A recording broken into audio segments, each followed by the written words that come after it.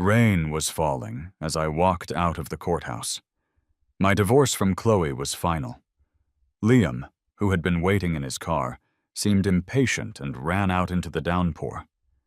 He wrapped an arm around Chloe's waist, looking like he'd won something. Just then, a high-end luxury car, the kind with a flashy license plate like ZU001, pulled up next to me. The door opened, and Sarah got out, immediately opening an umbrella to shield me from the rain. Chloe stopped walking and frowned in our direction, asking, "What is she doing here?" Before I had a chance to reply, Sarah linked her arm through mine and said, "We're getting married."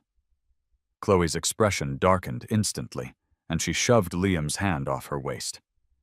"Adam, so you've been planning to divorce me this whole time, haven't you?" On our third anniversary dinner, I had prepared a candlelit dinner at our home. I already knew Chloe wouldn't be there to join me. She had sent a text earlier saying she was dining with an important client and would be home late. It had been a while since I'd done anything like this, mostly because her returning home at all had become less and less frequent over time. But that night was supposed to be different. I kept touching the thick document cover on the table. It didn't matter how late she got home, I was going to wait up and tell her the good news. Our adoption application had finally been approved. I waited for her from the time the sun set until midnight finally rolled around. Eventually, I was just too exhausted to stay awake any longer and went upstairs to lie down for a while. When I suddenly woke up again, deep in the middle of the night, I realized Chloe still hadn't come home. I reached for my phone, planning to send her a text, but my eyes landed on a new social media post from Liam. It was a picture, clearly taken by a window, showing two arms entwined. The caption read, "Love is where the heart is, not a paper shackle." Even though it was just two overlapping arms, I immediately recognized the hand wearing the custom ring I had given her. It was Chloe's. It felt like my stomach dropped into an ice pit. The dazzling cityscape in the background of the photo stung my eyes, because I knew that view all too well. Chloe and I used to call that place our marital home. She had once told me it was too noisy in the city, and that since I didn't work, I didn't need to stay in such a bustling area. So she had effectively shipped me off to this secluded mansion in the suburbs. Meanwhile, she and Liam were doing God knows what back in our old apartment. I knew that Liam was her college sweetheart.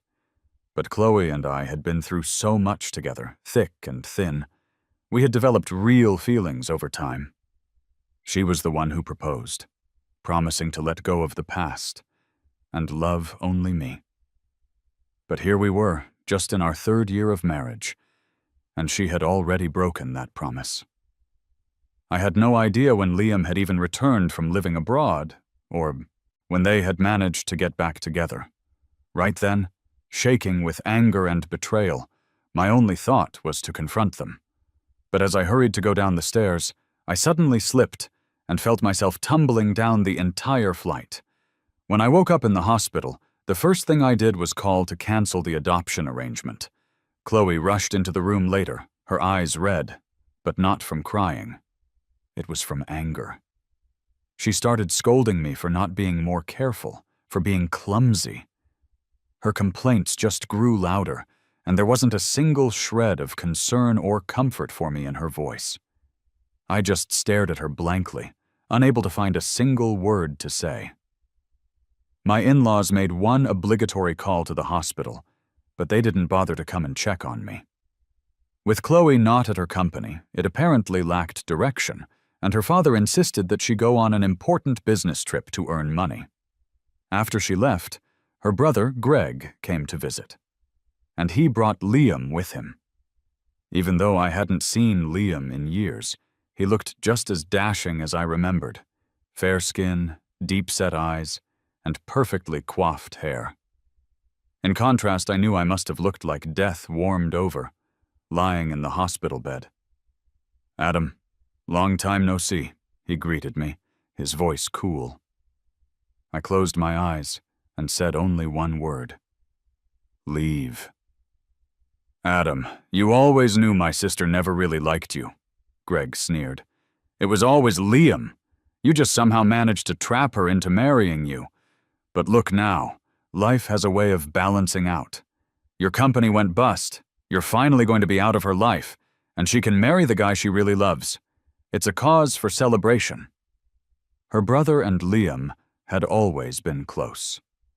He must have known about the affair all along and was now rubbing it in my face, even calling Liam brother-in-law right in front of me. I clenched my fists, my face pale. Liam just smirked arrogantly and patted Greg's shoulder. He's too weak right now. Don't provoke him.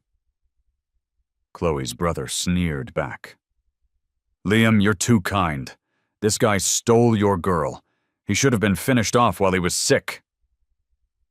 Ignoring the idiot brother, I glared directly at Liam. That photo. You sent it to me on purpose, didn't you? Liam feigned a look of concern, adjusting my bedding as he leaned in closer to my face. So what if I did? You stole my woman first. I managed a small, bitter smirk.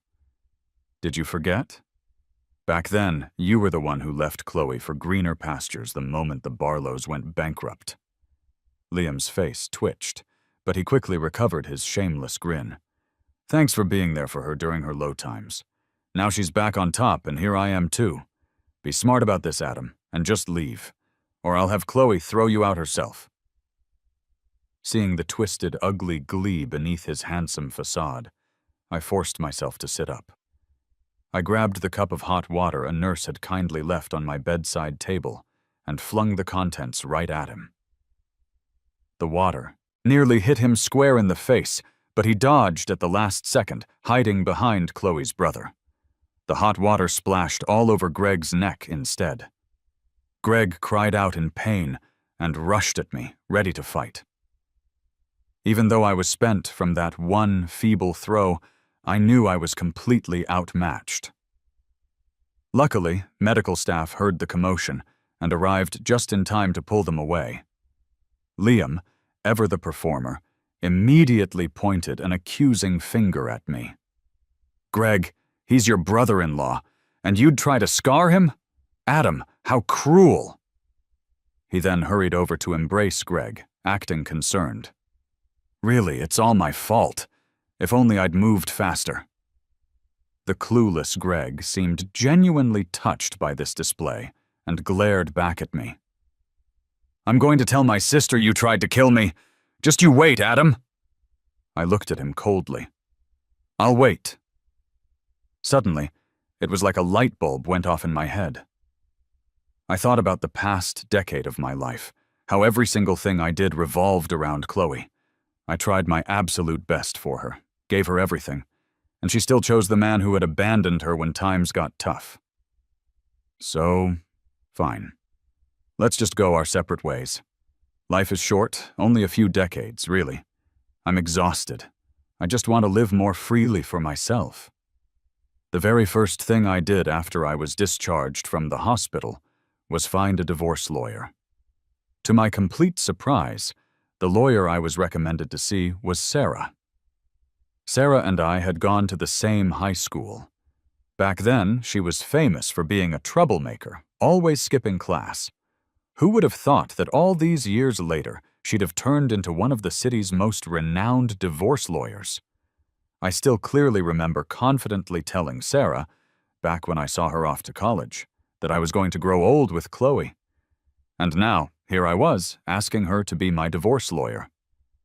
Life is truly absurd and unpredictable. When Chloe found out that I was the one who wanted a divorce, she looked furious and immediately started mocking me. You've been relying on me for support ever since we got married. Your family is bankrupt now, Adam. Are you sure you can even survive without me? I glanced at Liam, who was standing right beside her, and replied coldly, That's none of your business. Chloe wanted to say more, but Liam interrupted her gently. So many people like Adam. Maybe he's already found someone else to support him. If he doesn't love you anymore, just let him go. Chloe sneered. Does he really think he's still some prince? That someone will actually want to marry him right after our divorce? I'd like to see just how good a life he'll have without me. Chloe said that ours was merely a marriage of convenience. She stated she wouldn't take anything from my family, nor would she share any of her assets with me. If I agreed to that clean split, she'd grant me the divorce. The Barlows clearly figured that my family's bankruptcy meant I would never give up the cushy life I had with her.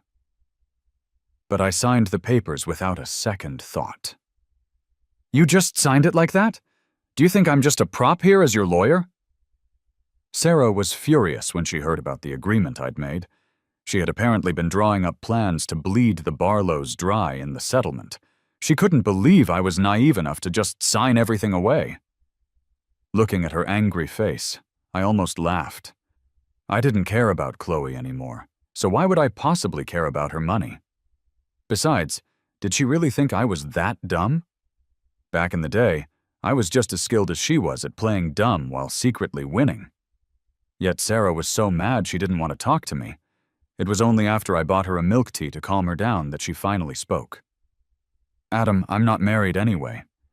Maybe you should just consider me instead. I'll make sure you live a comfortable life. I rolled my eyes. The Preston's family company is the biggest in the entire city, and it's notable nationwide. If her idea of comfort was that then my past life with Chloe must have indeed been starving and freezing. I swallowed a sip of the milk tea.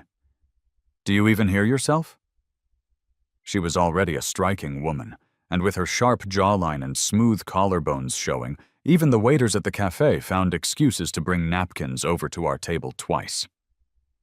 I discreetly shifted my gaze away and advised her kindly, don't just marry someone because your family is pressuring you. Marriages and love should have some aspiration, especially since you'll be spending half your life with that person. Looking straight at me, she said, Who said I'm settling? I've never been so sure about anything. Her confident look made me feel a bit anxious. I avoided her gaze and quickly tried to steer the conversation away to something else. I told myself it was just a joke. I mean, during all of high school, I never once heard that she liked me. Now, meeting for the first time in years, her saying she wants to marry me, it must be a joke. Without any property disputes, the divorce should have been straightforward. But Chloe wouldn't sign the final papers. Liam, apparently worried I'd change my mind and fight for her, kept sending me provocations. First, it was pictures of Chloe cooking for him. Then it was him showing off in what used to be my bed. None of it really got to me anymore. That is, until I saw a video he sent. It was of my dog, Buddy, cornered in the house and screaming in fear. Buddy is my dog, the one I got back when Chloe and I first started dating. On so many of those long nights when Chloe was late, he was the one who kept me company. Even though Buddy was mostly with me, Chloe knew him well after all these years. And despite any bond she might have had, she was just turning a blind eye to Liam's abuse. I was furious and immediately called Chloe. Her voice sounded tired, but she actually picked up immediately, unlike the old days when her phone would ring forever when she heard, I was calling about the dog. Her tone turned frosty. Either you come back and take care of him, or you let Liam. It's your choice. Chloe, you're pushing it, I snapped. You're the one who asked for this divorce. You're the one who cheated. After a few moments of silence, she said, If I told you I never wronged you, would you believe me? I scoffed, my mind flashing to the child we lost. Whether you did or didn't, whether I believe you or not, it doesn't matter now. The moment you brought him into our home, we were done. There was silence on her end again. I thought maybe she'd feel a shred of guilt. But instead she snarled, You'll regret this, Adam. I sighed. That's on me, not you.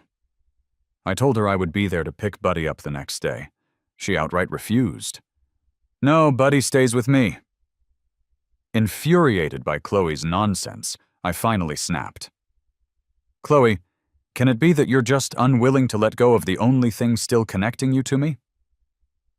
There was a long pause, then a dismissive laugh. "Fine. Come get him tomorrow." Knowing I'd be going to the Barlow's property, Sarah insisted on coming with me. The butler sent the dog out of the villa, saying that Chloe had already gone on another business trip and had told him to give the dog to me. I had already seen a picture Liam sent me earlier that day showing him and Chloe sitting on a plane. Holding the skinny, trembling dog, I got back in the car. After all these years, once she signs those final papers, Chloe and I will finally be done with each other. I remembered how much I liked Chloe the very first time I met her, so many years ago. Back then, our families lived in the same neighborhood, and my family's business was much bigger than theirs. When we were just kids, Chloe's mom would always joke about how I should become their son-in-law one day. But Chloe wasn't that impressed. Whenever people jokingly asked her where her husband was, she'd sulkily throw down her toys and run home. I liked sticking around her, but she clearly didn't like me. She was always pushing me into the sandbox or breaking my new models. Or she'd join the other girls in making fun of my pale face, saying I looked like a pretty boy. She even laughed at how skinny I was, saying I ran like a string bean. To make her stop giving me so much grief, I stopped eating my mom's delicious cakes. I started working out, hoping to build some muscle. I knew Chloe's mom was incredibly hard on her about school, and that Chloe really wanted to be at the top of her class. So I'd mess up on purpose in our exams, making sure I stayed far behind her in the rankings. I hoped that if I placed myself deep in her shadow, her mom wouldn't push her so hard. Even when I successfully turned into a tan and muscular slacker, she still didn't want anything to do with me. So, I asked my mom to intervene and get Chloe to tutor me. Since the Barlows were business partners with my family, Chloe's mom decided she would become my personal tutor. Chloe wasn't happy about it, but her mom insisted. So I went over to her house pretty often, and I never showed up empty-handed. I knew her mom liked organic produce, so I'd pick the best fruits from our family's garden to bring over. And I saved up my allowance to buy her younger brother Greg stuff from the celebrities he admired, hoping he'd mention me positively to her. But no matter what I did, Chloe never let me sit at her desk. She made me read my books sitting on a small stool by her bedroom door. She refused to explain anything, calling me dumb and insisting I just look up answers and strategies online. At the end of each session, she'd practically kick me out. But back then, I didn't mind any of it. I was just happy to be able to spend 2 hours in the same room with her. During exams, I'd deliberately get just enough answers right so I had an excuse to stay in her tutoring sessions. Chloe was always distant, and not just with me, but with any boy who tried to charm her. I just thought she wasn't mature yet. My mom always said that girls mature late, and that once they grow up, they'll know how to treat boys better. So for all those years while she didn't grow up, I put up with everything. Whenever she laughed at me or teased me, I never got angry. I just followed her around, sharing all the fun and tasty things I had with her. Eventually, she stopped making fun of me, and even occasionally stood up for me. I was happy she was finally maturing, because I wouldn't have been able to last much longer. After all, we were just teens. I got hurt, upset, and sad, too. Seeing my efforts finally pay off filled me with a kind of joy and relief that only I could truly understand. When I managed to get into the same prestigious high school as her, I thought things would finally get better. But then Liam came. As a transfer student, he drew all eyes, good-looking, outgoing, and more stylish and buff than the usual lanky high school guys. In his basketball jersey, he looked athletic, with broad shoulders and a narrow waist. One walk around the campus, and he was the school's main topic of conversation. Chloe, who was usually so aloof with everyone, volunteered to be his desk mate and his tutor. and our regular after-school biking routine turned into her walking Liam home. The time we used to spend on our tutoring sessions was now her time spent on the phone with Liam. Everything that was once spent on me was now being spent on him. Before, I was naive in my feelings for her, but now I understood mutual feelings, and I understood that you can't force love. I stopped pushing myself onto her, though seeing the way she looked at Liam always got to me.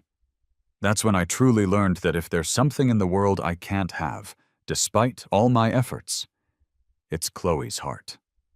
I wasn't an outstanding student by any measure, barely on any teacher's radar. When I was feeling down, I'd skip class and head to the rooftop, diving into advanced competition problems to distract myself from the pain of seeing Chloe and Liam together. That's where I met Sarah, another rooftop skipping spirit. She was the class beauty, but she struggled academically, just like me. We often swapped places for the last spot in the school rankings.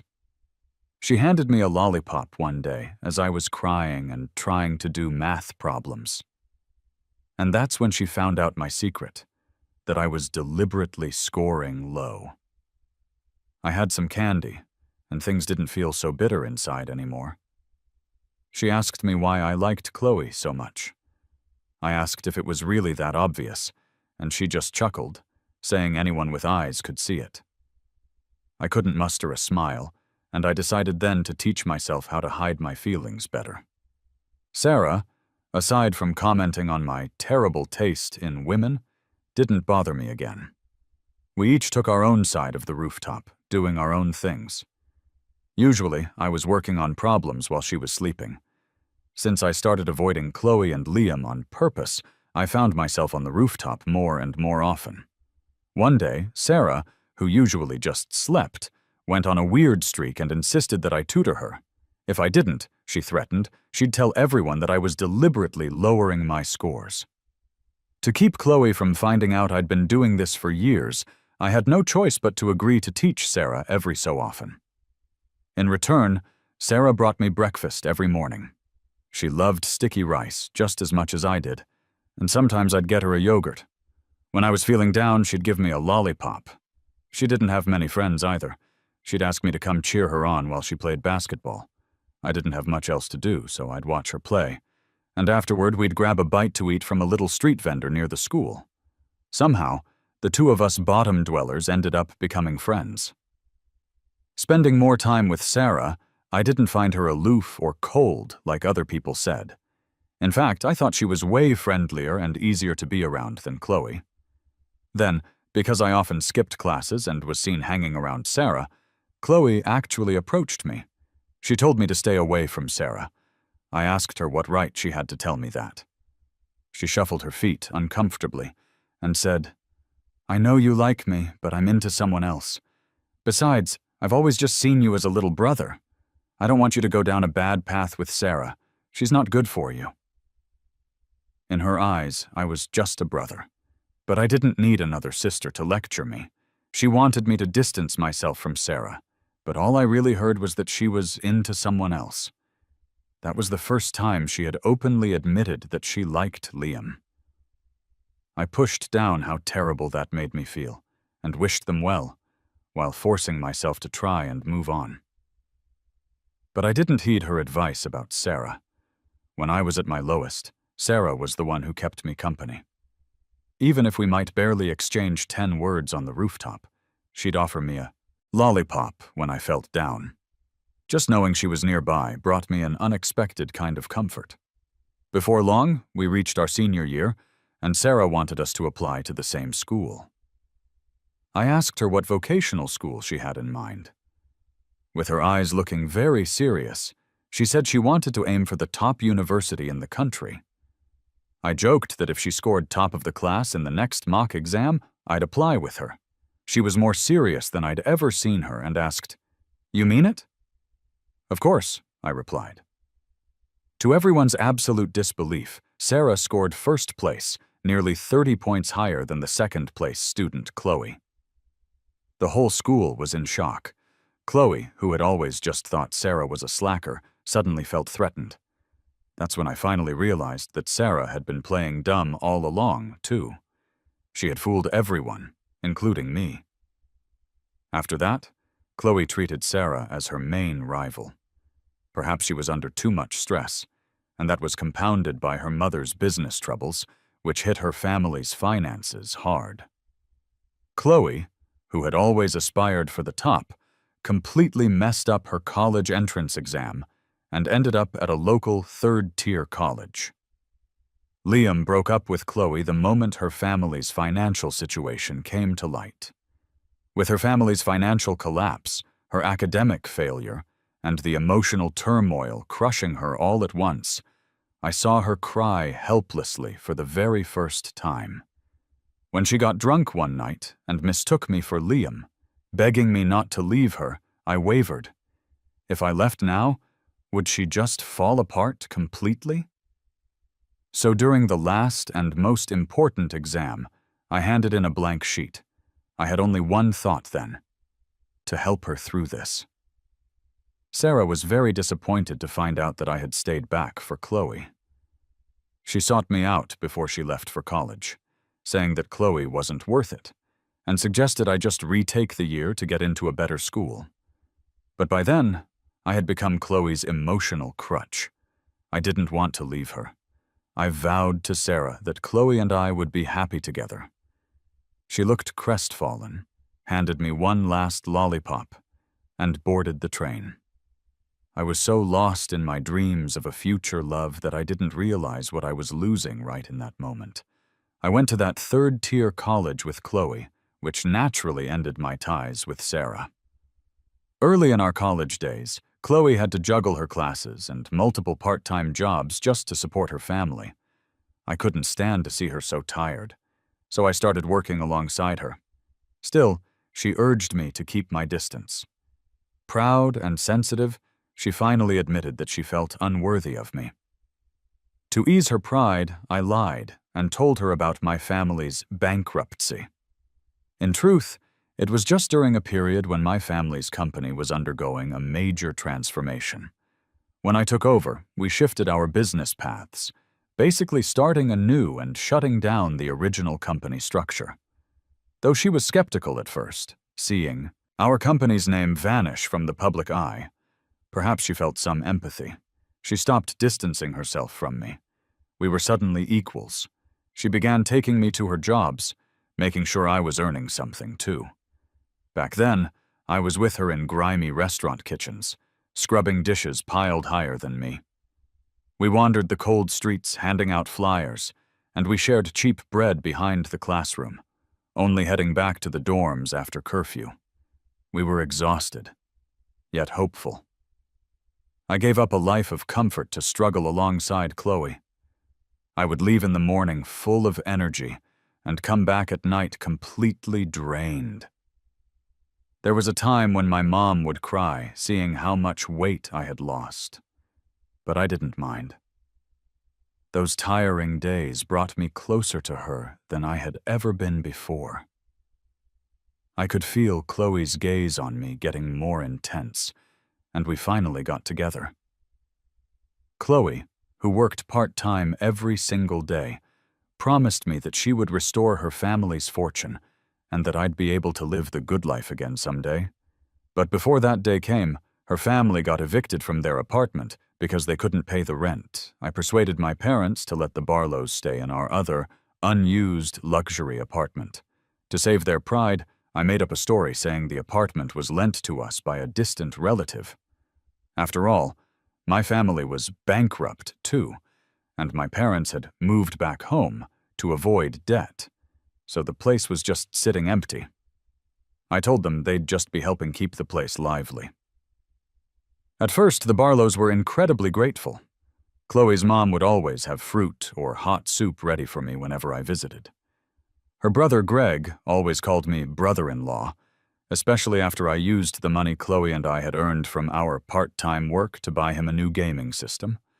Chloe doted on me like the perfect girlfriend, doing childish things with me and sharing all the good stuff in her life. It was a tough time, but we were genuinely happy. I actually found Buddy on the way back from a restaurant job with her. I felt incredibly lucky. The girl I liked cared deeply for me, and her family knew me well and treated me warmly. What could possibly be better?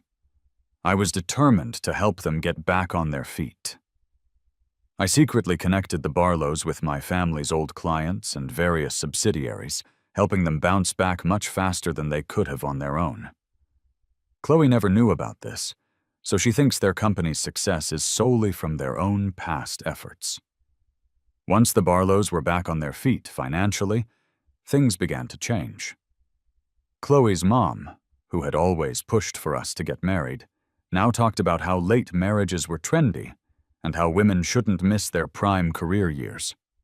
She said waiting a few more years to get married wasn't a big deal.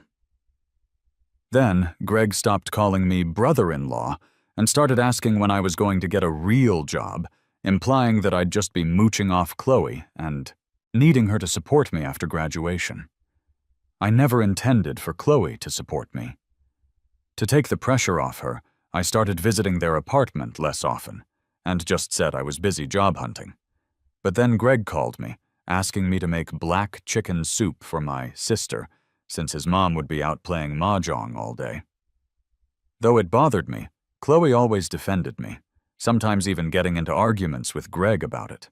Then, Greg bluntly told everyone at a family dinner that since my family hadn't recovered from bankruptcy, I simply wasn't good enough for Chloe. Chloe slapped him across the face and, in an act of defiance, quickly married me. With that, no one could say I wasn't good enough for her anymore, but my relationship with the rest of the Barlows went cold. Chloe's mom stopped being friendly altogether. I thought about revealing my family's true financial situation to Chloe, but my parents, who saw the clear change in how the Barlows were treating me, advised me to keep quiet. If Chloe remained good to me, they said, everything would be ours eventually. If she changed her mind, I'd have a way out. I followed my parents' advice and moved out with Chloe, as her mom and brother clearly disliked me. I spent my time taking care of her and assisting with all the tedious and tricky tasks at her company that she didn't want to handle. I did all of this willingly, trusting that as long as Chloe loved me, we'd have a bright future. Despite the ups and downs with her family, it didn't bother me, but in our second year of marriage, she got busier and spoke less and less to me. Whenever I asked what was wrong during her stressful moments, she'd just shut me down, saying I couldn't understand anything from home. I knew Liam's return was partly Greg's doing, but I also knew that if Chloe had firmly refused him, Liam wouldn't have had a chance. No one was truly innocent in this. I told my parents, who were overseas visiting my grandfather, that I was divorcing Chloe. They were furious about her cheating. My dad even had to take his blood pressure medication. He had never liked Chloe, always feeling that she didn't care for me enough, and he hated seeing me act so meek and accommodating around her. We both came from families with businesses, and ours was significantly larger than Chloe's. Why did we always have to be the ones to accommodate her? But back then, I was just so in love with her. Even after the Barlows went bankrupt, I kept helping them financially, just so I could eventually marry her. It really only takes a single moment for someone to wake up. I was mad at myself for being so blind for so long, but I also wanted Chloe to face the consequences of her actions. I kept urging Chloe to get the divorce papers sorted out, but she always brushed me off, claiming she was too busy with business trips. Since she was so swamped, I decided to make sure she had less to keep her occupied. Sarah, who had brought Buddy back to me, started showing up every day with dog food and toys. When she heard I was heading to the Barlow's office to get Chloe's signature, she insisted on coming along. I unexpectedly showed up at the office, catching everyone off guard. My ex-father-in-law and Greg were in the middle of giving Liam a tour of the place, and everyone was calling him boss. When they saw me, the mood in the room turned awkward very quickly. I was decked out in expensive brands I'd never worn before, and my shoes were a limited edition. My ex-brother-in-law, Greg, couldn't hold back and rushed over, accusing me of using his sister's money after the divorce. He called me shameless, demanded I pay it back, and claimed that no matter how nice I looked, his sister would never take me back. My ex-father-in-law, already swayed by Liam, glared at me as if I had single-handedly spent Chloe's entire fortune. In reality, I hadn't spent a dime of her money. In fact, I had put my own money in. I told Greg to hit the books a little more so he wouldn't get played like a fool. Then I suggested my ex-father-in-law take a real hard look at the company's finances. The company's money was always under his control. Chloe was using her personal cash to dress up and visit her lover, so what was left for me? When they both fell silent, Liam pretended to be in charge, calling for security to throw me out. Chloe just sat in the conference room, watching the whole thing without uttering a single word. Just before the security guards could touch me, Sarah walked in, standing protectively in front of me with a cold face. "Try touching him." The sight of the Preston family's only daughter standing there stunned everyone. Greg couldn't take his eyes off Sarah. Chloe finally stepped out of the conference room, her expression dark. "Adam, when did you start seeing her?" I pulled out the divorce papers. "She's my divorce lawyer. Cut the crap, Chloe, and sign." Chloe stared at Sarah. "And if I don't sign?" I then revealed a pile of termination contracts I was holding. "If you don't sign, these companies' contracts with the Barlows are over." Greg and my ex-father-in-law actually laughed at this. "Who do you think you are? These companies have been our partners for years. You think you can just end it?" Sarah looked at them coolly. "2/3 of your clients are connected to the Vances. The remaining third only deal with you out of respect for him," she said, nodding at me. "You decide if you want to sign." Chloe was especially shocked, as everyone's jaws just dropped. The Barlows had never anticipated that the prenup they insisted on, thinking I was poor, would turn into my biggest safeguard. Liam nudged a hesitant Chloe. Maybe just sign it, huh?" Having received the signed divorce papers, I still tossed them the pile of termination contracts. "Since we've known each other for so long, I didn't want to utterly destroy your business. I extended the termination date until the end of the year. You've got 6 months. You'd better work hard, or the company might actually go bust," I said, picking up my copies and meeting Chloe's defeated look. Then, out of nowhere, my ex-father-in-law lashed out. "Adam, don't get so cocky. You low-life, shameless gold digger. Nobody will want to marry you once you leave my daughter." I couldn't believe it. After I had once supported the Barlows, that he'd say such harsh things about me. Thankfully, Sarah shot back immediately. "That's none of your concern. Plenty of folks want to marry someone like Adam. I'm one of them, if he's interested." Everyone turned to me in disbelief. I was just grateful to Sarah for stepping in. As we left, I caught a glimpse of Chloe's pale, shocked face. Tomorrow was the day to finalize the divorce at the courthouse, so I took Sarah out for a nice dinner as a thank you. When we got back to my place, I saw Chloe and a teary-eyed Liam standing at my front door. Chloe had dark circles under her eyes, a sight I'd only seen when she was desperate, back in our college days. She rushed up and grabbed my hand. "Adam, listen to me. It's not what you think with Liam. We're not together." Liam quickly chimed in. "Adam, Chloe only let me stay at your place because I had nowhere else to go when I first returned. She left soon after. We really didn't do anything wrong. You can blame me if you must." His tears made it seem like he was the one who had been wronged. Despite all this, I felt completely calm, like I was just listening to someone else's story. "We're divorced already, Chloe. Let go," I told her coldly. Chloe panicked. "Adam, I'm sorry. I shouldn't have just focused on work after our wedding. I shouldn't have kept you in the dark about Liam staying in our home. I was wrong. Please, don't marry someone else. I brought Liam here tonight to clear things up. We really have nothing between us." Liam just bit his lip, staying silent. "It doesn't matter if there's something between you two or not. Not to me," I said. "Step aside." I wasn't in the mood to watch their poor acting, but Chloe wouldn't let go of my arm. Honestly, if she'd had the guts to just tell me she wanted to be with Liam when she learned about my family's actual wealth, I might have actually respected her more. Now I just wanted her gone. "She told you to let go. Didn't you hear?" Sarah's voice came from right behind me, cold as ever. I didn't even need to look to picture the icy expression she was surely wearing.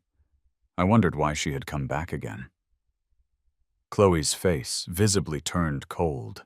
She looked like she wanted to rush up and fight Sarah, but Liam held her back tightly. Chloe stared at me in disbelief. "Adam, are you really divorcing me? Don't you love me anymore?" I looked her straight in the eyes. "Chloe, I did love you, but now I am exhausted. I can't love you anymore. Let's just part on good terms." Chloe probably never imagined that the guy who had followed her every word for 10 years would one day fall out of love with her and actually go through with a divorce.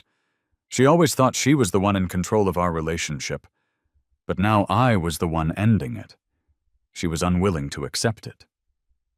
She pointed a finger at Sarah and said, "Adam, do you really think she loves you? She just wants to win against me. Back in the day, she liked you, but you liked me. She beat me in every subject, but she could never take you away from me. Now she just wants to have you to win an old bet. You'll regret divorcing me for her." I held Sarah back from hitting Chloe. And all I could think was, Sarah liked me back in high school? How did I never notice that? "Whether I regret it or not has nothing to do with you," I replied. I then turned to Sarah, who looked unusually anxious, and gave her a faint smile. "Congratulations, you won this time." Sarah was taken aback for a moment, then she pulled me into an embrace. Chloe clearly couldn't handle this reality. Her expression turned bitter, but eventually, Liam managed to pull her away. I led Sarah into my yard. "Want to come in for some tea?" She held my hand. "Nope." Then she smiled at me. "Since we're both going to the marriage office tomorrow anyway, why don't we just get married then?" "Sarah, can you be serious?" "I've always been serious," she said. "Ever since high school." The night was dim, and her words caught me completely off guard. She handed me a lollipop. "Remember me when you eat it? Get some rest." My heart skipped a beat, and I hurried inside, almost as if I were running away. Lying in bed, I thought of Sarah back in high school.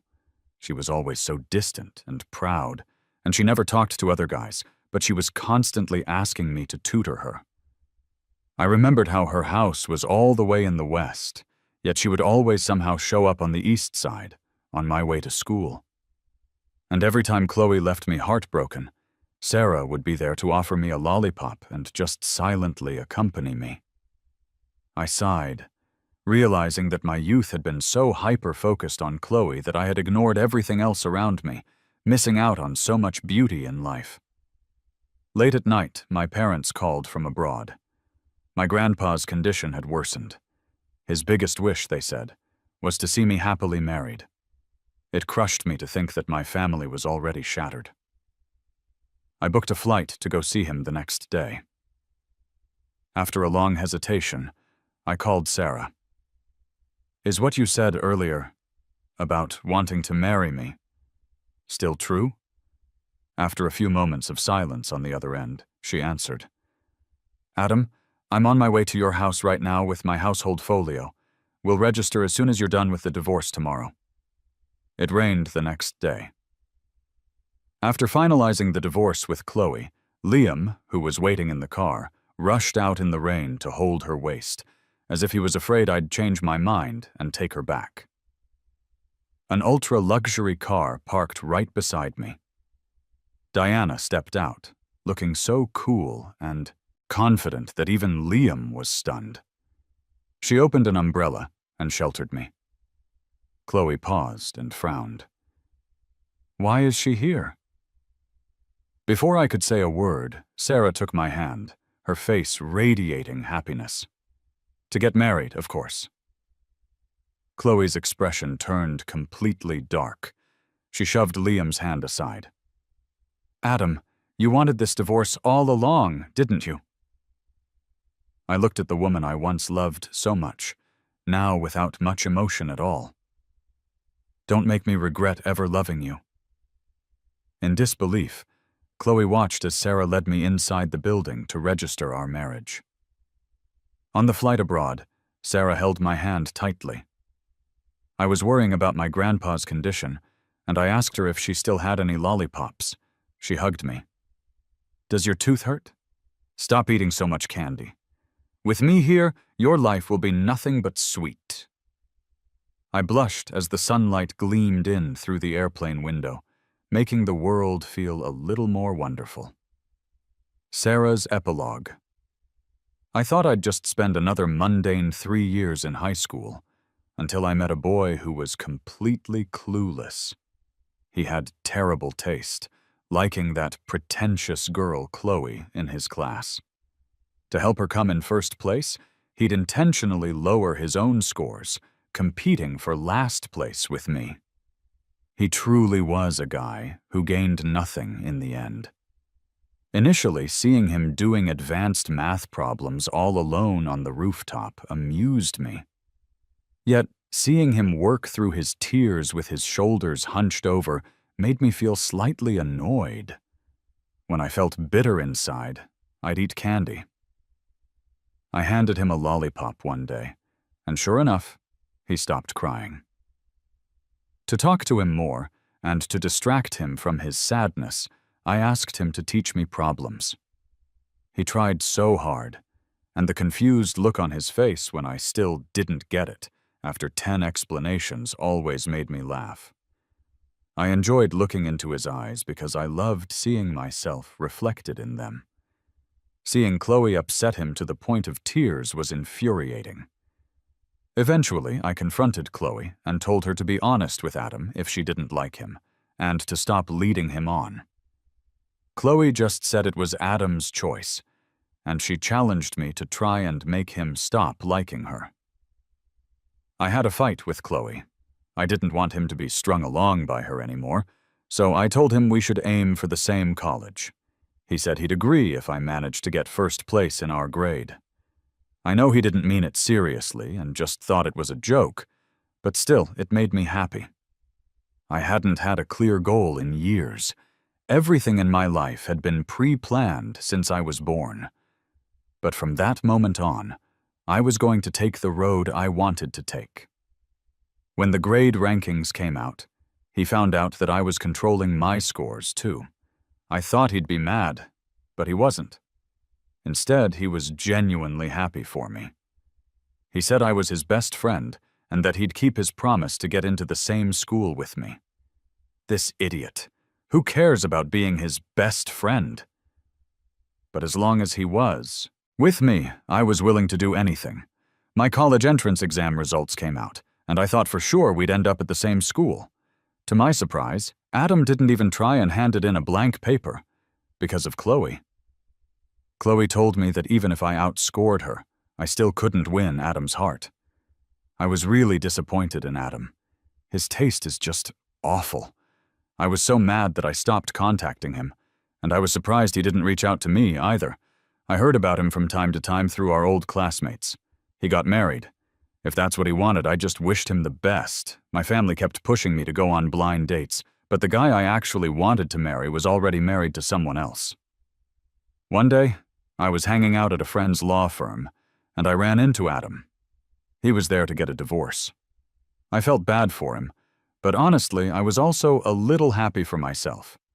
I joined my friend's law firm and naturally became Adam's lawyer. I wasn't brave enough back then, and I hurt him. But this time there was no way I was letting him leave my life. He turned out to be even more clever than I had imagined, leaving a way out for himself with that prenup. He is the guy I like, after all, though Chloe's own greed played a part in it too. If not for that, he wouldn't have been pushed this far. Chloe finally signed the divorce papers. I confessed my feelings to him, though I have no idea if he actually got the message. Oh my gosh. Today is the happiest day of my life. That idiot actually called me to ask if I wanted to marry him. I thought I'd end up alone, but it seems like fate wasn't so cruel to me after all. We finally got our marriage license. I've never been this nervous on a flight before, because he said he wants me to meet his grandpa. I'm so worried his family won't like me. He fell asleep on the plane. Holding him like this, it feels like I'm holding the whole world. Chloe's epilogue. I always knew Adam liked me, but I didn't like him, because my mom was always making me hang out with him, saying I'd marry him one day. My parents always want me to do things their way. Now they were even trying to dictate who I should marry, and I hated all of it, including Adam. I tried hard to bully him, but he never got mad. I didn't even have an excuse to drive him away. Over time, I just got used to him being around. Sometimes I'd look at him. He got taller and stronger than before, still kind of naive, but also a lot cuter. Lots of other girls liked hanging out with Adam. He'd just go play with them. Was he dumb? I couldn't believe Adam got into a good high school. He said his dad pulled some strings to get him in. That figures. He's not smart enough to make it on his own. Still, having him around in high school was comforting. Then this guy named Liam transferred to our class, and I felt like I was in love. Liam was my desk mate. He asked me to tutor him. Of course, I said yes without even thinking. Adam also wanted my help, but I'd been tutoring him for years without much progress. Cutting him off a bit wouldn't hurt. Adam stopped going to and from school with me and started hanging out with this girl, Sarah, from the class next door. Sarah was just a slacker, biding her time until graduation. Adam was already a bad student. How was hanging out with Sarah going to help him? I didn't even need to go looking for Sarah. She came to me, telling me to stop stringing Adam along. I know Adam likes me, but I never said I liked him. I know Sarah likes Adam. We're both girls, after all. Even if I didn't like Adam, I didn't want him to be with her. Sarah and I had a fight, and I was annoyed at Adam. Why hang out with a troublemaker like that? Liam confessed to me, and that made me really happy. He wanted me to tell Adam that we were a couple. I didn't get why he insisted, but I didn't want him to be angry, so I told Adam. Seeing Adam frown made me feel strangely uneasy. I told him to stay away from Sarah, but he didn't listen. Whatever. Liam didn't like me talking to Adam anyway. I used to not get the saying that life is like a roller coaster, but now I totally do. My mom's business went under, and almost overnight, I lost my cushy life. I bombed my exams, and even Liam left me. He got into a top college and said he was applying to study abroad, so we couldn't be together. I know he really broke up with me over my family's situation. Time changes things. Things I couldn't see before suddenly became clear. What I didn't expect was that Adam, who could have easily gotten into a top university, chose to stay for me. The moment when I had absolutely nothing, I was just glad he was still by my side.